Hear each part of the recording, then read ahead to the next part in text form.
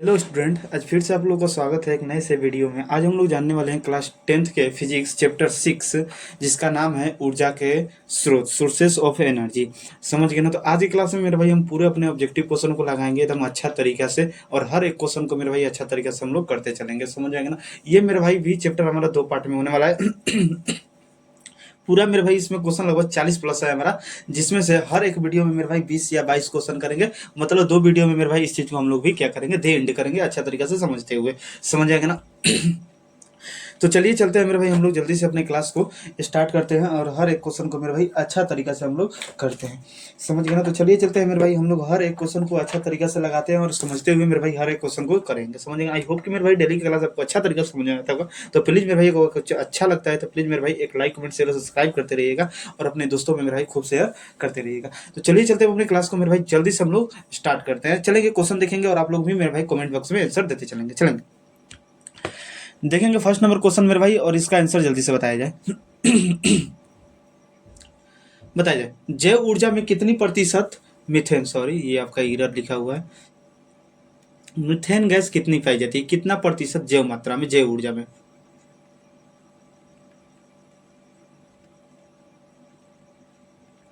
चलेंगे, जैव ऊर्जा में कितनी प्रतिशत मीथेन गैस पाई जाती है? 50%, 60%, 70% या 75%? जल्दी से आप लोग बताएंगे कि सर जैव ऊर्जा में कितनी प्रतिशत मीथेन पाई जाती है। जल्दी से मेरे भाई इसका आंसर आप लोग अच्छा तरीका से देंगे। बड़ी ही सर, बहुत ही वीवीआई हमारा क्वेश्चन है, ऑब्जेक्टिव क्वेश्चन में बहुत ही सर वीवीआई क्वेश्चन है कि हमारे जैव मात्रा में कितना प्रतिशत हमारा पाया जाता है सर मीथेन गैस।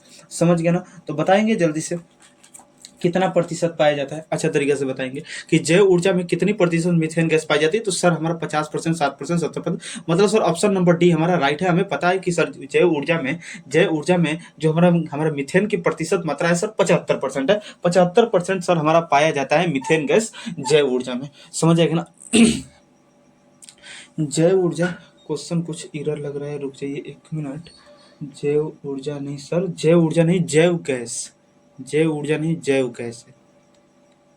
यही कुछ एरर लग रहा था कि सर जैव गैस में कितनी प्रतिशत मीथेन गैस पाई जाती है। थोड़ा सा मिसप्रिंटिंग है कि जैव गैस में कितनी प्रतिशत मीथेन गैस पाई जाती है। तो सर 75%। याद रखेंगे कि जैव गैस में सर जो पाया जाता है कौन सी गैस? Methane gas. कौन सी गैस? मीथेन गैस, जिसका सूत्र सर CH4 होता है। समझ गया ना? मीथेन गैस का सर CH4 हमारा क्या होता है, फार्मूला होता है, क्या होता है? CH4। कितनी प्रतिशत मीथेन पाई जाती है सर? 75%। इस चीज को आप बहुत ही बड़े ही सर अच्छा से याद रखेंगे। दूसरा नंबर क्वेश्चन बताएंगे, टिहरी बांध किस नदी पर है? बताएंगे टिहरी बांध किस नदी पर बना हुआ है, जल्दी बताएंगे। गंगा नदी, सतलज नदी, यमुना नदी या नर्मदा नदी? जल्दी से इसका बताएंगे आंसर कि टिहरी बांध किस नदी पर बना हुआ है। टिहरी बांध किस नदी पर सर बना हुआ है? टिहरी बांध किस नदी पर बना है? गंगा नदी पर बना है, सॉरी, हाँ देखेंगे टिहरी बांध किस नदी पर बना है? गंगा नदी, सतलज नदी या यमुना नदी या हमारा नर्मदा नदी? जल्दी से इसका आंसर सर आप लोग बताएंगे अच्छा तरीका से। किस नदी पर बना है ये हमारा टिहरी बांध? टिहरी बांध किस नदी पर सर बना हुआ है? तो सर टिहरी बांध का अगर बात करें तो सर हमारा गंगा नदी पर बना है। किस नदी पर बना है? गंगा नदी पर बना है। बात एकदम अच्छा तरीका से मेरे भाई सुनते चलेंगे और याद करते जाएंगे कि सर टिहरी बांध जो है बना है हमारा गंगा नदी पर बना हुआ है। समझ गए ना? अच्छा तरीका से मेरे भाई याद रखेंगे। चलेंगे, थर्ड नंबर क्वेश्चन देखिए, सरदार सरोवर बांध किस नदी पर बना है? सरदार सरोवर बांध किस नदी पर बना है? जल्दी से बताएंगे कि सरदार सरोवर बांध किस नदी पर बना है। गंगा नदी पर, सतलज नदी पर, नर्मदा नदी पर या तापी नदी पर? बताएंगे सर गंगा नदी पर तो हमारा बना है टिहरी बांध। कौन सा बांध बना है सर? टिहरी बांध। तो ये हमारा तो टिहरी बांध तो सर इसी तरह हमारा एरर हो जाएगा, गलत हो जाएगा, ये तो हमारा होने वाला है। सतलज नदी का कोई बात ही नहीं किया गया, तापी नदी का सर कोई बात ही नहीं किया गया है। मतलब सरदार सरोवर बांध सर जो हमारा किस नदी पर बना है? तो सर नर्मदा नदी पर बनाया गया है सरदार सरोवर बांध को। सरदार सरोवर बांध को सर नर्मदा नदी पर बनाया गया है। इस चीज को आप बड़े ही अच्छा तरीका से मेरे भाई याद रखेंगे। चलेंगे, बताएंगे 4 नंबर क्वेश्चन कि जीवाश्मी ईंधन का जीवाश्मी ईंधन ऊर्जा के हैं, ऊर्जा के कौन सा स्रोत है? नवीकरणीय स्रोत, अनवीकरणीय स्रोत, वैकल्पिक स्रोत या कोई नहीं? बताएंगे जीवाश्मी ईंधन सर हमारा कौन सा स्रोत होगा? नवीकरणीय होगा, अनवीकरणीय होगा, वैकल्पिक होगा, वैकल्पिक या कोई नहीं? जल्दी से बताएंगे। सबसे पहला बात सर, जीवाश्मी ईंधन होता क्या है? जीवाश्मी ईंधन, जीवाश्मी ईंधन कहिए या जीवाश्म ईंधन, सर दोनों एक ही होता है। जीवाश्म ईंधन एक बजा देंगे। जीवाश्म ईंधन के अंतर्गत सर हमारा कौन कौन आता है? सर कोयला आ जाता है, पेट्रोल आ जाता है, समझ आ गया ना? कोयला हो गया, पेट्रोल हो गया, प्राकृतिक गैस हो गया, प्राकृतिक गैस हो गया, ये सब सर क्या है? हमारा जीवाश्मी ईंधन है। अगर आपको इस तरह नहीं समझ आता है कि सर जीवाश्मी ईंधन कौन सा स्रोत होगा, नवीकरणीय, अनवीकरणीय या वैकल्पिक या कोई नहीं, तो सर इस तरफ समझ सकते हैं कि जीवाश्मी ईंधन जो होता है, जीवाश्मी ईंधन सर जो होता है, इसमें ये सब हमारा जीवाश्म ईंधन के मतलब होता है। कोयला आ गया सर, पेट्रोल आ गया, और हमारा पेट्रोलियम हम बोल सकते हैं, पेट्रोलियम, प्राकृतिक गैस, ये सब सर हमारा जीवाश्म ईंधन है। अब ये चीज आप बताइए कि ये हमारा कौन सा स्रोत होगा, नवीकरणीय होगा या अनवीकरणीय? तो याद रखेंगे अच्छा तरीके से। हम यहाँ पर मेरे भाई आपको अच्छा तरीके से बता रहे हैं, एक अगले स्लाइड पर, न्यू स्लाइड पर मेरे भाई हमको अच्छा तरीके से बता रहे हैं कि कैसे आपको समझना है कि नवीकरणीय या सर अनवीकरणीय। अगला स्लाइड सर हम लेकर आपको एकदम अच्छा तरीके से बता रहे हैं, चलेंगे समझेंगे। क्या दो गो चीज सर आपको में है, दो चीज है, एक नवीकरणीय और दूसरा अनवीकरणीय। ऊर्जा के स्रोत कितने होते हैं? ऊर्जा के स्रोत, ऊर्जा के स्रोत कितने होते हैं? तो सर आप बोलेंगे दो होता है। पहला नवीकरणीय,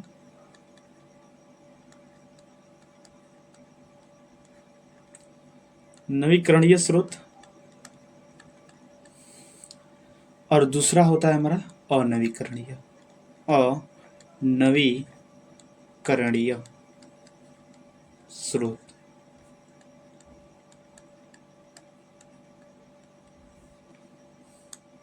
चलेंगे समझेंगे यहाँ पर। नवीकरणीय स्रोत कहने का मतलब होता है, नवीकरणीय का सर कहने का मतलब होता है कि वैसा ऊर्जा के स्रोत जो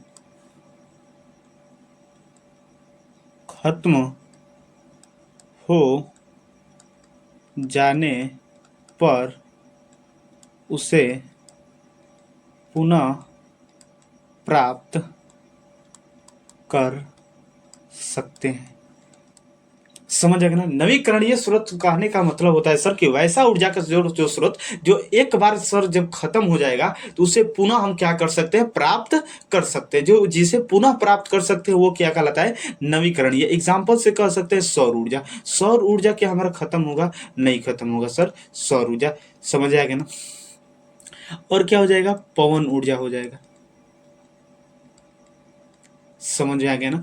पवन ऊर्जा हो जाएगा, बड़ी सारा ऊर्जा सर, जल ऊर्जा हो जाएगा। ये सब ऐसी ऊर्जा है सर जो हमारा जो एक बार खत्म होने पर पूरा, मतलब नवीकरणीय कहने का मतलब होता है कि जो कभी समाप्त ना हो, जो कभी न समाप्त हो, जो कभी समाप्त न हो, जो कभी समाप्त न हो। नवीकरणीय का अगर एक लाइन में सर बताएं तो जो कभी न समाप्त हो उसे क्या कहते हैं? जो कभी न समाप्त हो और उसे पुनः प्राप्त कर सकते हैं सर, मतलब नवीकरणीय होता है। और अनवीकरणीय कहने का मतलब है कि एक समय बाद वो क्या हो जाएगा सर? समाप्त हो जाएगा। वैसा स्रोत, वैसा ऊर्जा के स्रोत जो एक समय बाद खत्म हो जाएगा, खत्म हो जाएगा और उसे पुनः प्राप्त नहीं कर सकते हैं। समझ गए बात ना? तो सर ऐसा ऊर्जा के स्रोत जो हम क्या हो सकता है कि एक समय बाद क्या हो जाएगा सर? वो खत्म हो जाएगा और उससे कभी भी हम प्राप्त नहीं कर सकते हैं। तो एग्जाम्पल में क्या बोल सकते हैं सर? एग्जाम्पल में हमारा हो सकता है ये कोयला, कोयला खत्म हो जाने के बाद नहीं प्राप्त किया जा सकता है। पेट्रोलियम, समझ गए ना? प्राकृतिक गैस हो गया, ये सब सर हमारा क्या है? और नवीकरणीय ऊर्जा के स्रोत है। दोनों ऊर्जा के स्रोत मेरे भाई अच्छा तरीका से आपको समझ चुके हैं कि नवीकरणीय स्रोत क्या होता है? वैसा ऊर्जा के स्रोत जो एक बार खत्म हो जाने पर पुनः प्राप्त कर सकते हैं, जैसे सौर ऊर्जा, पवन ऊर्जा, जल ऊर्जा, सब और हो जा सकता है। समझ आएगा ना?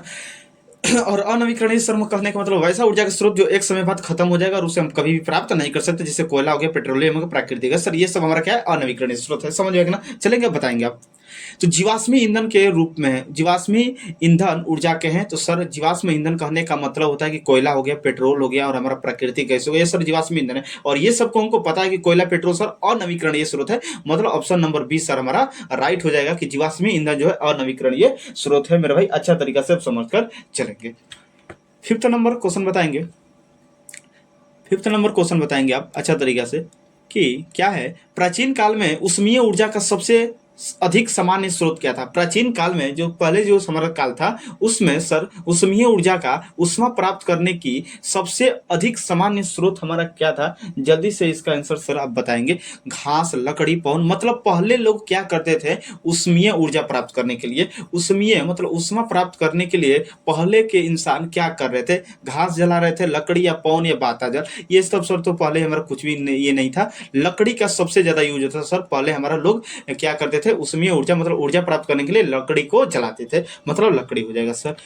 6 नंबर क्वेश्चन बताएंगे। 6 नंबर क्वेश्चन में कुछ आपका थोड़ा सा एरर है। नरेरा नहीं है सर, नरौरा है। क्या है? नरौरा।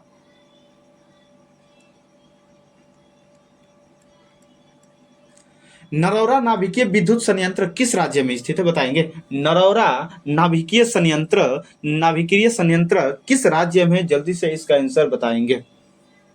राजस्थान, महाराष्ट्र, उत्तर प्रदेश या गुजरात? बताएंगे।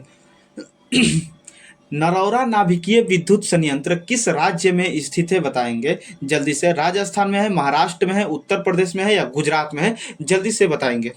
नरौरा नाभिकीय संयंत्र कहां पर है? जल्दी से इसका आंसर आप अच्छा तरीका से सर बताएंगे कि नाभिकीय विद्युत संयंत्र कहां पर है। जल्दी बताएंगे, जल्दी बताएंगे। बड़ी ही सर वीवीआई क्वेश्चन है। नरौरा हमारा है और बाकी भी सर हमारा नाभिकीय संयंत्र है जो आपको मेरे भाई याद करने की जरूरत है। बड़ी ही मेरे भाई वीवीआई क्वेश्चन है ये सब, आपको मेरे भाई अच्छा तरीका से हमारे याद रखना है। नरौरा नाभिकीय विद्युत संयंत्र किस राज्य में स्थित है? जल्दी से आप बताएंगे। तो सर ये नरौरा जो हमारा स्थित है उत्तर प्रदेश में। किस में, कहां पर स्थित है? उत्तर प्रदेश में हमारा नरौरा सर स्थित है। समझ आएगा ना? अब बताएंगे कि महाराष्ट्र में कौन सा विद्युत संयंत्र है? महाराष्ट्र में कौन सा है? तो याद कर रखेंगे आप, तारापुर। क्या सर? तारापुर। तारापुर नाभिकीय विद्युत संयंत्र है, याद रखेंगे। और आप बताएंगे कि सर राजस्थान में क्या है? तो राजस्थान में सर राणा प्रताप सागर है। क्या है? राणा प्रताप सागर। राणा प्रताप सागर ये हमारा विद्युत संयंत्र है। और आप बताएंगे सर गुजरात में क्या है? गुजरात में क्या है? तो याद रखेंगे कपरापुर है। क्या पुर कौन है सर? कपरापुर। कपरापुर ये चीज आप याद रखेंगे। बड़ी ही सर ये ऑब्जेक्टिव क्वेश्चन है, सब याद रखेंगे।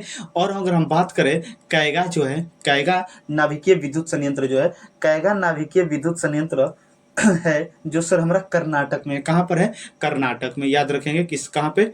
कर्नाटक में।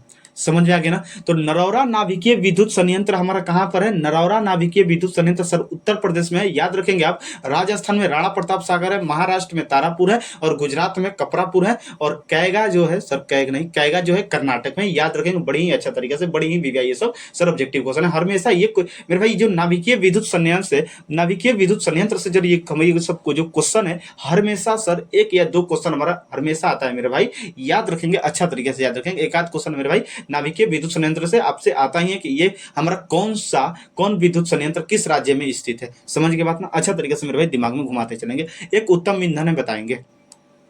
उत्तम ईंधन कौन है? कोयला है, लकड़ी है, पेट्रोलियम है या हमारे जैव गैस है? जल्दी बताएंगे। एक उत्तम ईंधन का हमारा उदाहरण क्या हो सकता है? कोयला कहने का, उत्तम ईंधन कहने का मतलब जिसे हम आसानी से प्राप्त कर सकते हैं सर, जो हमें ज्यादा धुआं वगैरह ना हो, जो ज्यादा हमें प्रदूषण ना हो। कोयला सर हमें ज्यादा जल्दी नहीं प्राप्त हो सकता है, मतलब धुआं देगा। लकड़ी भी हमारा सर क्या होता है? प्रदूषण। पेट्रोलियम भी सर। जैव गैस जो होता है हमारा राइट आंसर यहाँ पर हो सकता है 7 का ऑप्शन नंबर सर डी हमारा राइट हो जाएगा। समझेगा ना? 8 नंबर क्वेश्चन बताएंगे। अनवीकरणीय ऊर्जा का स्रोत है। अनवीकरणीय ऊर्जा का स्रोत मेरे भाई आपको एक बार और हम आपको यहां से थोड़ा सा यहाँ पर आपको मेरे भाई एक बार एनालिसिस करवा देना चाहते हैं, जहाँ पर आपको बताए हैं अनवीकरणीय ऊर्जा स्रोत क्या है। वैसा ऊर्जा के स्रोत जो एक बार क्या होता है, एक समय बाद खत्म हो जाएगा और उसे पुनः प्राप्त नहीं कर सकते, जैसे कोयला, पेट्रोलियम, प्राकृतिक गैस, ये सब सर हमारा क्या है, अनवीकरणीय स्रोत है। समझ आएगा ना। चल देखिए, नवीकरणीय में मेरा भाई यहाँ पर एक चीज और आप ऐड कर सकते हैं। नवीकरणीय का एक और उदाहरण कंप्लीट कर सकते हैं आप, यहाँ पर विद्युत ऊर्जा ले सकते हैं। विद्युत ऊर्जा समझ आएगा ना, विद्युत ऊर्जा भी हमारा नवीकरणीय हो जाएगा। समझिए ना। तो अनवीकरणीय मतलब होता है सर वैसा ऊर्जा के स्रोत जो एक बार खत्म होने पर उसे पुनः प्राप्त नहीं कर सकते हैं। समझ आएगा ना। जैसे कोयला, पेट्रोलियम, प्राकृतिक सर, ये सब हमारा क्या है, अनवीकरणीय। बात समझ गए अच्छे तरीके से। चलेंगे यहाँ पर मेरे भाई अपना 8वां क्वेश्चन देख लीजिए। अनवीकरणीय ऊर्जा का कौन सा स्रोत है? जीवाश्म ईंधन। सर यहाँ पर देखते देखते हमें मिल गया कि अनवीकरणीय ऊर्जा का स्रोत जो है सर हमारा जीवाश्म ईंधन है। क्या है? जीवाश्म ईंधन। ऊर्जा के स्रोत सर हमारा नवीकरणीय है।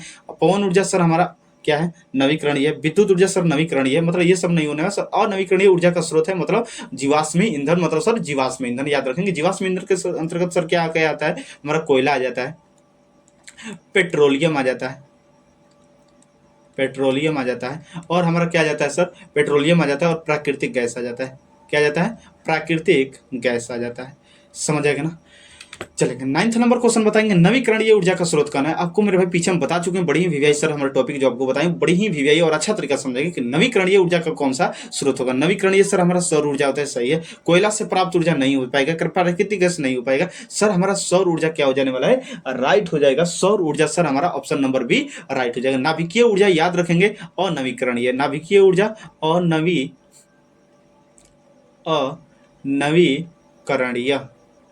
अनवीकरणीय याद रखेंगे। कोयला से प्राप्त कोयला भी हमारा अनवीकरणीय, प्राकृतिक भी मतलब सर ये सब हमारा नहीं होना है। क्या पूछा है? नवीकरणीय ऊर्जा का स्रोत। नवीकरणीय मतलब सर एक बार खत्म हो जाएगा, पुनः प्राप्त कर सकते हैं, हमारा सौर ऊर्जा है, सूर्य का ऊर्जा। समझेगा ना।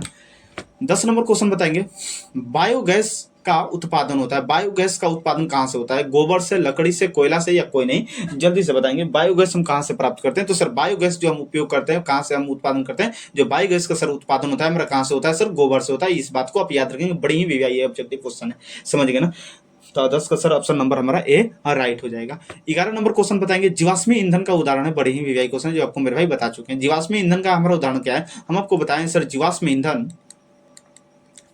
जीवाश्म ईंधन के अंतर्गत क्या क्या आता है? तो सर हमारा कोयला आ जाता है, पेट्रोलियम आ जाता है, और सर प्राकृतिक है। ये चीज मेरे भाई बार बार आपको इसलिए लिखवाएं ताकि मेरे भाई आपको दिमाग पर हमेशा चल रहे। देख लेना मेरे भाई कितना ये हमारा क्वेश्चन पूछा हुआ है। समझिए, जीवाश्म ईंधन का उदाहरण सर कोयला, पेट्रोलियम, प्राकृतिक गैस। कौन मिल रहा है सर? हमारा कोयला मिल रहा है, मतलब ऑप्शन नंबर ए सर हमारा 11 का ए राइट हो जाएगा। क्योंकि लकड़ी नहीं होगा, गोबर गैस नहीं होगा सर, ये सब हमारा तो रॉन्ग है। इसी तरह तो हमारा क्या है, जीवाश्म ईंधन के अंदर सर कोयला आता है, पेट्रोल आता है, और प्राकृतिक गैस आता है, और हमारा क्या क्या आता है सर, ये भी आता है। क्या पीछे हम आपको सर एक चीज बताएं, नाभिकीय ऊर्जा। नाभिकीय ऊर्जा भी हमारा क्या है, जीवाश्म ईंधन है, मतलब अनवीकरणीय स्रोत है। याद रखेंगे, समझ में आ गया चाहिए। 12 नंबर क्वेश्चन बताएंगे, ऊर्जा का सबसे अधिक प्रत्यक्ष एवं विशाल स्रोत क्या है? कहने का मतलब ऊर्जा का मतलब सबसे अधिक ऊर्जा हमें किस से मिलता है? बहुत अधिक मात्रा में ऊर्जा हमें किस चीज से मिलता है? कोयला से, बिजली से, सूर्य से, या परमाणु से? जल्दी बताएंगे। तो आप बोलेंगे सर जो सबसे अधिक ऊर्जा हमें मिलता है, ना तो कोयला से मिलता है, ना तो बिजली से, ना तो परमाणु से, सर सूर्य से हमें बड़ी ही अधिक मात्रा में ऊर्जा मिलती है। इस बात को आप याद रखेंगे। 13 नंबर क्वेश्चन बताएंगे अच्छा तरीके से, पवन ऊर्जा जनित्र में पवन की चाल कम से कम होना चाहिए। एक चीज आपको यहां पर बताना चाहिए, कमेंट में बताइएगा, पवन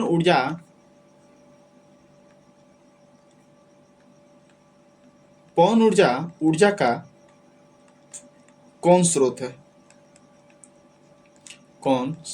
बताएंगे। ये क्वेश्चन मेरे भाई आपके लिए कमेंट में बताना है कि पवन ऊर्जा का कौन स्रोत है। इस चीज को आप बताएंगे कि सर पवन ऊर्जा का कौन सा स्रोत है, नवीकरणीय या अनवीकरणीय? इसका आंसर मेरे भाई आपको बताना है। अब ये क्वेश्चन आप बताइए कि पवन ऊर्जा जनित्र में पवन की चाल कम से कम कितना होना चाहिए?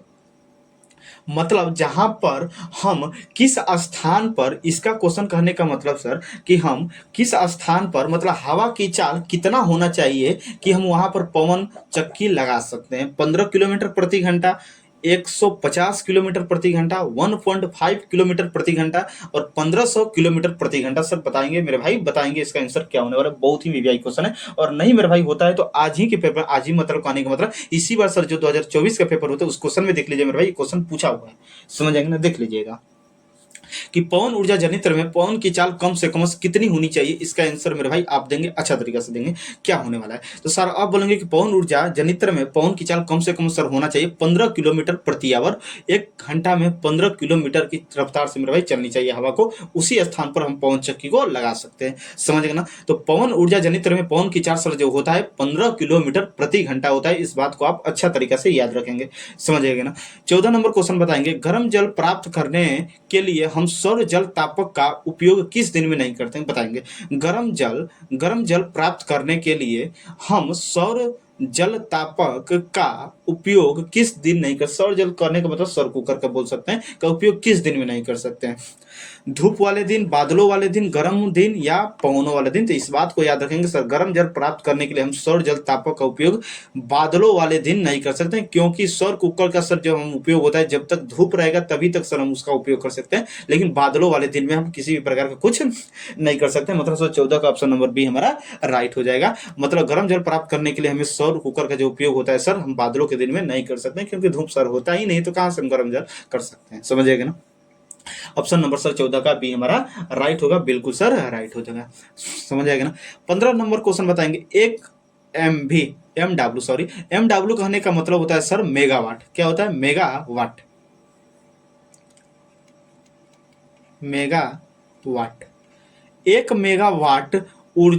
एक मेगावाट के पवन ऊर्जा जनित्र के लिए पवन फर्म को लगभग कितनी हेक्टेयर भूमि चाहिए। मतलब कहने का मतलब कि 1 मेगावाट के पवन ऊर्जा जनित्र के लिए लगाना चाहते हैं तो सर पवन फर्म को, मतलब पवन को अगर लगाना चाहते हैं एक में क्या मेगावाट के लिए, तो सर कितनी हमारा हेक्टेयर भूमि की आवश्यकता पड़ेगी, कितनी भूमि की आवश्यकता पड़ेगी ताकि हम पवन चक्की लगा सकें। 1 हेक्टेयर, 2 हेक्टेयर, 3 हेक्टेयर, 4 हेक्टेयर, बताएंगे जल्दी से। तो याद रखेंगे कि 1 मेगावाट के लिए सर हमें भूमि की जो आवश्यकता होगी ना सर, हमारा 2 हेक्टेयर भूमि की आवश्यकता होती है। इस बात को आप अच्छा तरीका से याद रखेंगे कि हमारे 2 हेक्टेयर भूमि की आवश्यकता सर होती है। 16 नंबर क्वेश्चन बताएंगे, पृथ्वी के वायुमंडल की परिरेखा पर सूर्य की किरणों के लंबवत स्थित खुले क्षेत्र के प्रति एकांक क्षेत्रफल पर प्रति सेकंड पहुंचने वाली सौर ऊर्जा को कहते हैं। आपको एक चीज मेरे भाई, एक टॉपिक हम आपको बता रहे हैं, याद रखेंगे, देखेंगे। मान लेते हैं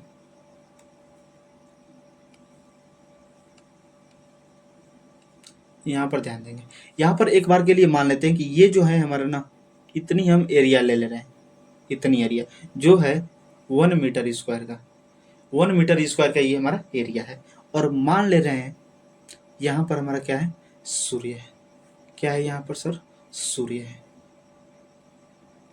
ये क्या है हमारा, सूर्य है।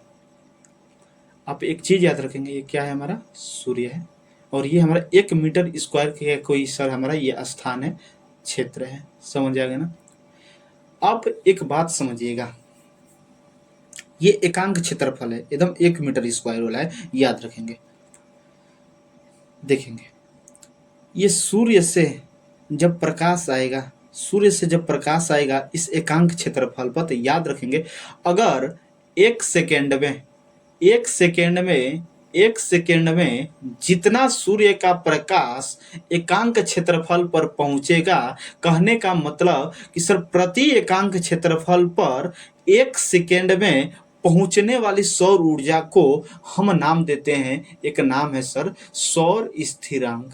क्या नाम देते हैं, सौर स्थिरांक। सौर स्थिरांक कैसे कहते हैं कि सर प्रति एकांक क्षेत्रफल पर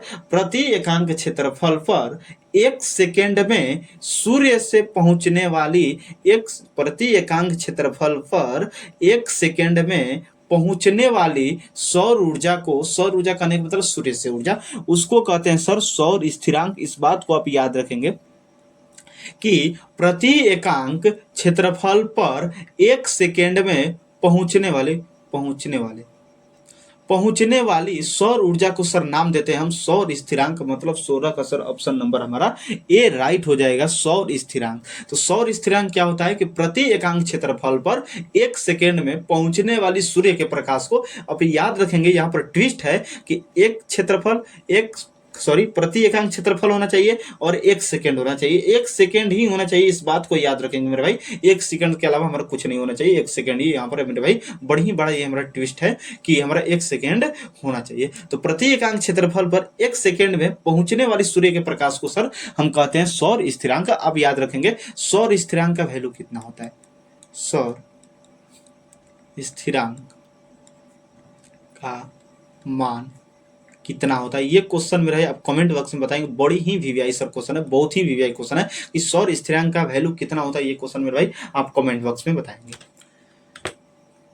चलेंगे, ये क्या था, 15 हो गया, चलिए हाँ 16 हो गया, 17 बताएंगे। सौर सेल बनाने में किसका उपयोग होता है बताएंगे। सौर सेल हम बनाने में किसका उपयोग कर देते हैं, बड़ी ही सर वीवीआई क्वेश्चन ये है हमारा। सौर सेल बनाने में हम किसका उपयोग करते हैं, जल्दी बताएंगे। लोहा का, चांदी का, तांबा का या सिलिकॉन का, मेरे भाई ये क्वेश्चन आप बताएंगे कि हम सौर सेल का, आप देखे भी होंगे मेरे भाई अपने गाँव घरों में मेरे भाई लगा होता है सड़क वगैरह पर सौर सेल, समझ में आएंगे ना। उस चीज़ जो होता है किस चीज़ का बना होता है, जल्दी बताएंगे। सौर सेल में किसका उपयोग होता है, जल्दी से बताएंगे। इस तरह कुछ होता है, प्लेट होता है सर, प्लेट होता है, बताएंगे।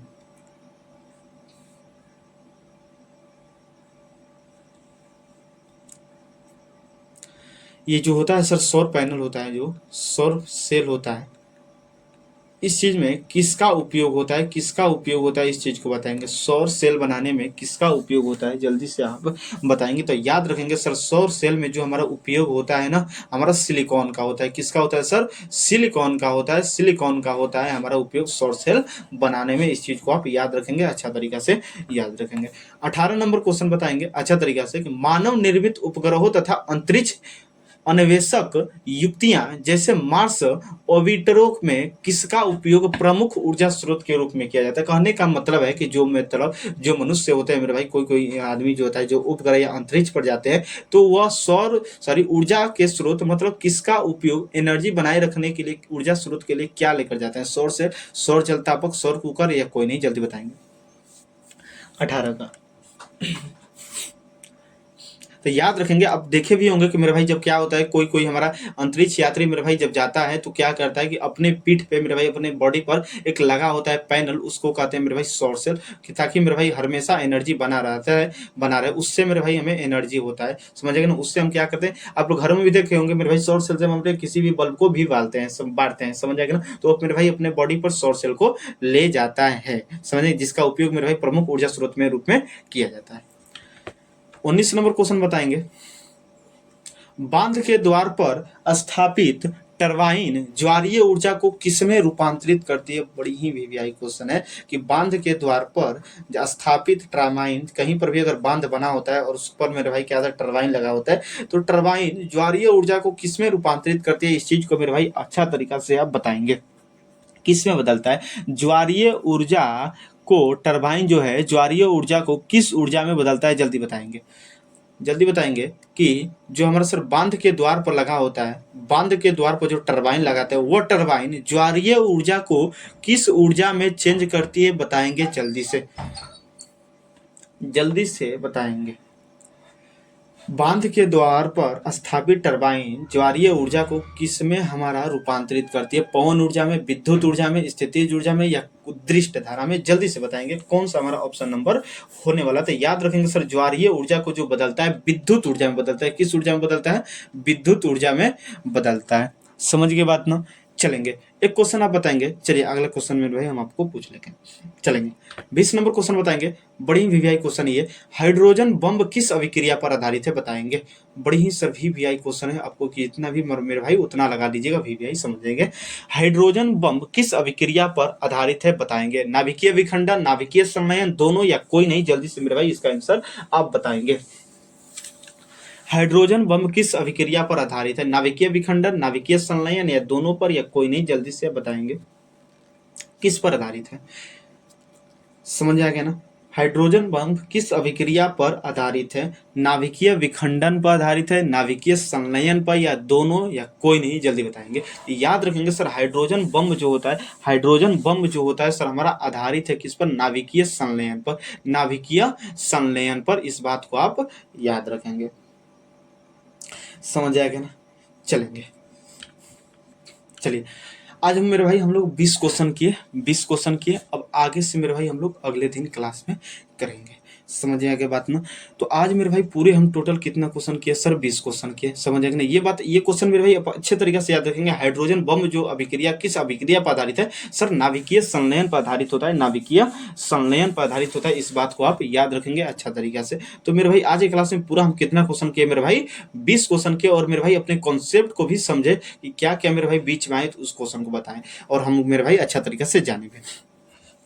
तो मेरे भाई अच्छा तरीका से 20 क्वेश्चन कर लीजिएगा और मेरे भाई कमेंट में ये चीज़ बताना है कि 20 में मेरे भाई आप कितना सही करते हैं और कितना नहीं। समझ गए? तो आई होप कि मेरे भाई आज की क्लास आपको बड़ी ही अच्छा तरीका से समझ में आएगा। तो प्लीज़ मेरे भाई अगर आपको क्लास अच्छा तरीका से समझ में आता है और मेरे भाई मन लगता है तो मेरे भाई क्या करना है, आपको एक लाइक कमेंट शेयर और सब्सक्राइब करना है और अपने दोस्तों में मेरे भाई खूब शेयर करते रहिएगा। समझ आएगा ना मेरे भाई। अब ठीक इसके आगे वाले वीडियो में मेरे भाई पार्ट 2 आएगा। इसी चैप्टर का पार्ट 2 जो हमारा 20+ उसमें क्वेश्चन करने वाले हैं। समझ आएगा ना। तो आज की क्लास में मेरे भाई हम पूरा 20 क्वेश्चन किए और अपने पूरे कॉन्सेप्ट को समझे कि क्या पूरे हमारे इस चैप्टर में मेरे भाई कॉन्सेप्ट था। तो मेरे भाई डेली की क्लास जो मेरे भाई हम दे रहे हैं मेरे भाई आपको अच्छा तरीका से समझ में आता होगा। तो मेरे भाई बस आपसे एक बात ये है कि आपको अच्छा तरीका से समझ आता है तो प्लीज एक लाइक कमेंट शेयर और सब्सक्राइब करते रहिएगा और अपने दोस्तों में मेरे भाई खूब शेयर करते रहे। चलिए चलते हैं हम लोग इसी में मेरे भाई क्या करते हैं अगले वाले वीडियो में फिर से मिलते हैं। फिर एक साथ मेरे भाई हम लोग साथ में जुड़ते हैं और अपनी क्लास को मेरे भाई कंटिन्यू बनाए रहे। तो चलो चलते हैं मेरे भाई क्या करते हैं फिर से हम एक नई वीडियो में मिलेंगे इसका पार्ट 2 में। तब तक के लिए आपको दिल से थैंक यू।